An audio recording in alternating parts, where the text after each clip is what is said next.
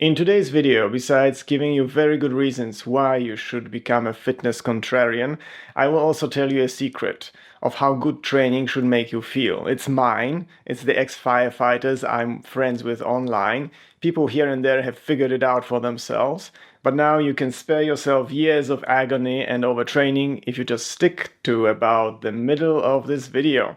See what I did there? I'm not even trying to bait you into watching the whole thing. What the fitness industry offers is overwhelming and expensive. Drawn-out routines, unregulated supplements, gym memberships, influencers promising a six-pack in 6 weeks, the lot. Most of it is irrelevant or downright harmful. It is exactly why I'm a fitness contrarian. No more letting myself be herded into a gym, listening to snake oil salesmen or blindly following the advice of experts, which often turns out to be fake or driven by ulterior profit motives.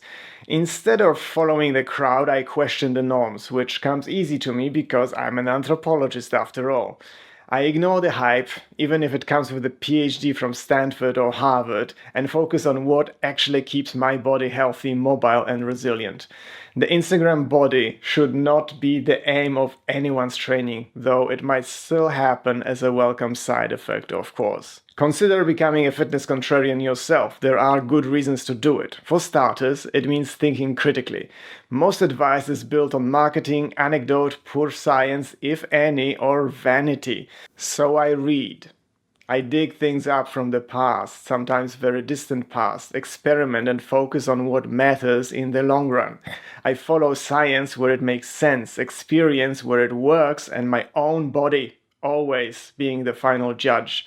I listen carefully because I know what happens when I don't. Burpees was supposed to be a fantastic exercise, but apparently not for me. I wrote about that on my website. My training reflects that. I don't live in a gym. In fact, wait a second, where is the intro? Well, hi, I'm Pavel. I'm an anthropologist who's totally unqualified to dispense fitness advice. But I do it anyway because health and fitness are way too serious to be left to the gym bros. This is the first episode of season 2, by the way. As you may have noticed, I've been away for a while, and that's because I was working on the course for my Buy Me a Coffee members. You know how some series just die a year after they launch? Well, the truth is that YouTube has not been showing us enough love to warrant a second season. We had a spike in October last year, but since then, well, see for yourself. Meh.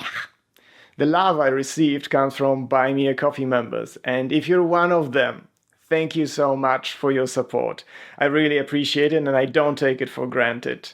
And if you're not, but you'd like to help us stay on air, then become one. Like the public television says during fundraisers, support good programming. If you do, then besides being able to feel good about yourself for saving this gem from extinction, you'll also be able to feel good in your body because you'll receive the special extra perk, the access to the Sendica Method course beta, which is an awesome way to get and stay fit, strong and flexible, with no equipment and very little time commitment. It's all the stuff I've talked about on my channel, plus a bit of a secret sauce, of course, made into a coherent program that rebuilt my body after 40, and I'm confident can help you rebuild yours. And we're going to publish videos on my website first, 1 week ahead of YouTube. Head over there, it's free, there are no ads. Okay, that's enough of a fundraiser. Now, back to why I'm a fitness contrarian. Where were we? I don't live in the gym. In fact, I don't go anywhere near it. I don't track every calorie or obsess over every rep. Fun fact, I don't actually do reps. My workouts are short, efficient, and flexible. Some days it's 40 seconds worth of sprints or isometrics, Bruce Lee style. Other days it's slow jog, a gentle walk, or a bit of mobility work.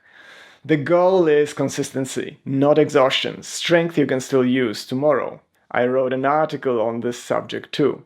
The real secret they don't tell you is that you should feel energized afterwards, not drained or hobbling around for 3 days. That was it, by the way. That's the secret. Mine and the firefighters, and now yours. And at the end of this video, I'll read out an email from one of my Buy Me a Coffee members who's been implementing this secret for himself. Okay, now I'm baiting you to watch till the end. So here is my contrarian creed. 1. Minimalism is powerful.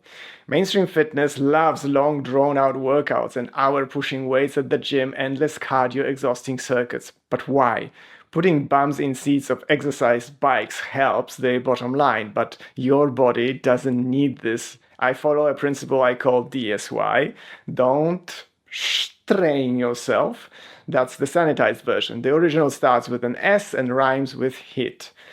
The principle is simple. Train in a way that preserves and builds health, mobility, and long-run capability. Minimal time, maximum benefit, zero burnout. I use no equipment and I break things down into manageable chunks, usually just 3 minutes. 2. Avoid the middle. I swing between extreme ends of the spectrum. Light movement that keeps me mobile and intense burst that stimulates strength, endurance, and cardiovascular health. The middle, I avoid it entirely. I explain it more on my website in the Why I Avoid Moderate Workouts Like the Plague article. I do extremely short bursts of high intensity, like 20-second sprints or 10 or 12 seconds isometric holds, combined with daily light activity, well, almost daily, such as slow jogging. The devil is in the details, of course, so don't you go and treat this as a template. This video is a manifesto, not an instruction manual. You know where to find that, don't you? 3. Function over aesthetics. Chasing washboard abs, massive biceps, or perfect glutes is a fool's errand and comes at a cost. Time is part of the bill, but the body pays too if you're not careful. Tendons get torn, joints abused, posture distorted, and the joy of movement evaporates. Being fit should mean that you are strong and capable and resilient in your day-to-day life. If you can move freely, carry groceries without a grimace, lift your kids, your grandkids, or cats, or dogs without throwing your back, and sprint to catch a bus without feeling like you might die, you're winning in ways no mirror can measure or internet troll comprehend. Their lives are sad enough, so just let them be. Now here is the takeaway. Minimal effort, adequate intensity, functional movements, small bite-sized chunks that leave you with no excuse not to do them and help you build consistency. Your body needs maintenance. It's like brushing your teeth. Finally, ask yourself, what do you train for? I train to add life to my years. There's just too much chance involved for me to be able to count on it to work the other way around. And truly, it also feels amazing to ignore the overpriced nonsense and focus on what truly works. So here's the email I mentioned earlier. It's from Brad, who's clearly been focusing on what truly works.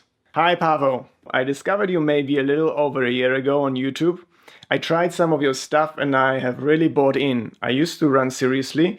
Now I enjoy it because of slow jogging. I'm impressed with the results of isometrics. I enjoy doing the simple radio Taiso exercises. I have lost 20 pounds. Not all your stuff. I have really worked hard at it. Not easy. But a lot of my results I have to credit you. Thank you. I feel better. I look better. I'm happier. All that. By the way, I also bought a Muista Chair based on brief mention in one of your videos. You are right, it is pricey, but also fantastic. One of my favorite possessions. Thanks, Pavel. I appreciate your work. Brad. Congrats, you got it. You've done the work, you've stayed consistent, and now you're reaping the rewards.